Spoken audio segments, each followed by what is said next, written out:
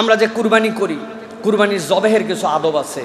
আমরা এই আদব যদি না পালন করি, ইসলাম যেরকম বলেছে এটা জবেহ করার জন্য, ঠিক একই রকমের মধ্যে আদব শিখিয়েছে আমাদের জন্য, আমরা সেই আদবগুলার পালন করি না। প্রাণীকে কষ্ট দেওয়া ইসলাম কঠিনভাবে নিষেধ করেছে। যেই আল্লাহ বললেন যে তুমি এটাকে কুরবানি করো, সেই আল্লাহ নবী সাল্লাল্লাহু আলাইহি সাল্লাম বলেছেন ফি কুল্লি কাবিদিন রাতবাতিন আজরুন, প্রত্যেক প্রাণের দয়ার মধ্যে আল্লাহ রাব্বুল আমিন তোমাদের জন্য উজরত রেখেছেন।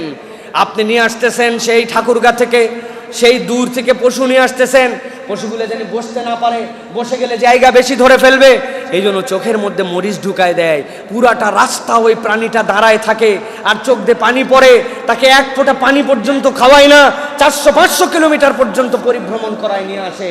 আল্লাহর কাছে আপনাকে উত্তর দিতে হবে যে এই প্রাণীর প্রতি তুমি অত্যাচার করেছো কেন? যেই আল্লাহ কুরবানির নির্দেশ দিয়েছেন, ওই আল্লাহ, ওই রাসূলুল্লাহ সাল্লাল্লাহু আলাইহি ওয়াসাল্লাম কুরবানির প্রাণীর সাথে কি আচরণ করতে হবে এটাও শিখিয়ে দিয়েছেন। সুবহানাল্লাহ বিহামদি। একজন সাহাবী কুরবানির পশুকে শোয়ায় রেখে উনি সুন্দর করে হাতের মধ্যে একটা জবেহের অস্ত্র নিয়ে উনি ঘুষতেছে আর ধার দিচ্ছে। নবীজি বলেন এটা দিয়ে কি করবা? বলে ইয়া রাসূলুল্লাহ, ওই যে শোয়ায় রাখছে ওইটাকে জবে করব। নবী করিম সাল্লাল্লাহু আলাইহি ওয়াসাল্লাম তাকে থ্রেট দিয়ে বললেন আফালা ক্বাবলা হাযা, ওই প্রাণীকে মাটিতে শোয়ানোর আগে কি তুমি এই কাজ করতে পারো নাই? আও তুরিদু আন তুমিতাহা মাউতাতিন, তুমি কি চাও তাকে মৃত্যুর আগে আরো কয়েকবার মৃত্যুর কষ্ট দিতে? এই মানবতার বাণী কে শিখিয়েছে? এই উত্তম কুরবানি দেওয়ার বিধান কে শিখিয়েছে? মুহাম্মদুর রাসূলুল্লাহ সাল্লাল্লাহু আলাইহি ওয়াসাল্লাম শিখিয়েছেন। নবীজি বলছেন হাল্লা হাদাত্তা শাফরাতাকা ক্বাবলা আন তুদজিআহা, তাকে শোয়ানোর আগে তুমি কেন এটা ধার দিতে পারলে না? তুমি তাকে শোয়ায় রেখেছো, কষ্ট দিচ্ছ, এদিকে ধার দিচ্ছ। সুবহানাল্লাহ বলবেন না? নবী করিম সাল্লাল্লাহু আলাইহি ওয়াসাল্লাম এটা শিখিয়েছেন। আপনি এমন একটা তরবার, 1 বছর পরে আপনি এমন একটা জবেহের জন্য চাকু নিছেন, যেই চাকু দিয়ে ফোঁসাতে ফোঁসাতে জান বের হয়ে যাচ্ছে।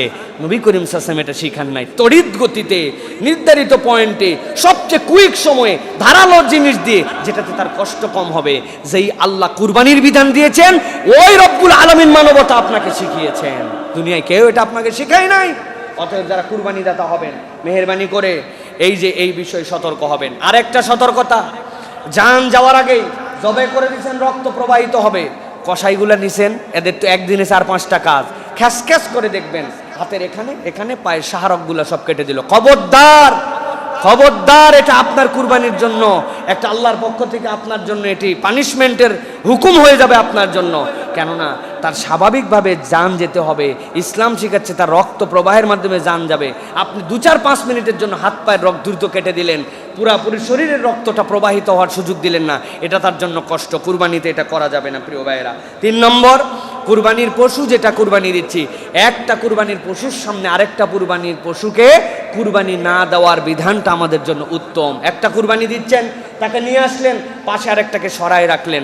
এই পদ্ধতিতে আমাদের এই কুরবানিগুলো সতর্ক হতে হবে। আর কুরবানির পশুর পরিবহনে যারা অমানবিকতা করতেছেন, আপনাদের কাছে আল্লাহর ওয়াস্তে বলবো, এইরকম আপনারা আচরণ করেন না। এরা অবলা প্রাণী, এরা আল্লাহর জন্য স্যাক্রিফাইস করবে জন্য আল্লাহ এদেরকে সৃষ্টি করেছেন। কিন্তু আপনি যদি তাদের প্রতি ক্রুয়েলিটি দেখান, এটা আপনার এবং আপনার পরিবার, আপনার কামাই, এগুলো সবগুলোর প্রতি এফেক্ট আসবে। কথা আমার নয়, কথা মুহাম্মদুর রাসূলুল্লাহ সাল্লাল্লাহু আলাইহি ওয়াসাল্লাম। নবীজি বলছেন ইরহাম মান ফিল আরদ, জমিনের প্রতি যারা আছে তাদের প্রতি দয়া করো, আসমানওয়ালা তোমার প্রতি দয়া করবেন। এখন জমিনওয়ালার প্রতি আপনি যদি দয়া না করে ক্রুয়েলিটি দেখান, আসমানওয়ালাও আপনাকে শাস্তি দিবেন। আল্লাহ আমাদেরকে বোঝার তৌফিক দান করুক, বলেন আল্লাহুম্মা আমিন।